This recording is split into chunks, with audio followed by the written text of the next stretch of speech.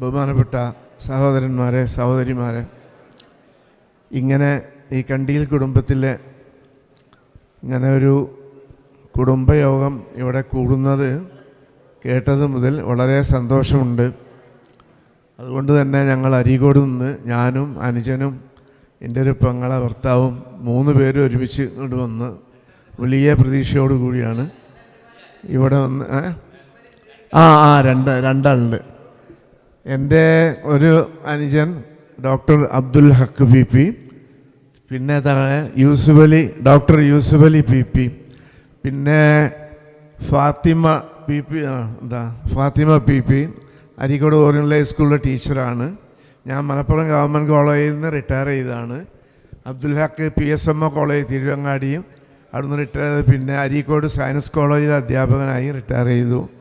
പിന്നെ അവിടെ പ്രിൻസിപ്പളായിരുന്നു അരീക്കോട് സയൻസ് കോളേജിൽ. അളിയൻ പെങ്ങളുടെ ഭർത്താവ് അബ്ദുറസാക്ക്, ഇത് PP യൂസുഫ് അലി ഫറൂഖ് കോളേജിലെ പ്രൊഫസറായിരുന്നു. ഏതായാലും ഞങ്ങൾ വരുമ്പോൾ പ്രതീക്ഷിച്ചതിനേക്കാൾ എത്രയോ വലിയ ഒരു ചടങ്ങായിട്ടാണ് ഇത് കാണാൻ കഴിഞ്ഞത്. ഒരുപാട് ആണുങ്ങളെപ്പോലെ തന്നെ പെണ്ണുങ്ങളും സജീവമായി ഇതിൽ പങ്കുകൊണ്ടു എന്നത് വളരെ ശ്ലാഘനീയമാണ്, വളരെ സന്തോഷകരമാണ്. ഞങ്ങളുടെ ജീവിതത്തിൽ ആദ്യമായിട്ടാണ് നമ്മൾ ഈ കുടുംബത്തിൽ ഇങ്ങനെ ഈ കണ്ടിയിൽ കുടുംബത്തിലുള്ള ഒരു സംഭവം. അതുകൊണ്ട് വലിയ പ്രതീക്ഷയോട് കൂടി തന്നെയാണ് അരീക്കോട് നിന്ന് ഞങ്ങൾ പോകുന്നത്, ഞാനും അനുജനും പെങ്ങളും പെങ്ങളെ ഭർത്താവും എല്ലാവരും. ഏതായാലും ഇത് ഒരു തുടക്കമാണെന്നാണ് എൻ്റെ ഓർമ്മ. ആദ്യമായിട്ടാണ് ഇങ്ങനെ ഒന്ന് കൂടുന്നത്. ഇവിടെ വെച്ച് നേരത്തെ നമുക്ക് പരിചയമുള്ള ഒരുപാട് ആളുകളെ ഇപ്പോൾ കൂടുതൽ പരിചയപ്പെടാൻ സാധിക്കുകയുണ്ടായി. ഏതായാലും ഈ കണ്ടിയിൽ കുടുംബം ഇത് വലിയൊരു കുടുംബമാണെന്ന് ഇപ്പോൾ ഇവിടെ വന്നപ്പോൾ നന്നായിട്ട് മനസ്സിലായി.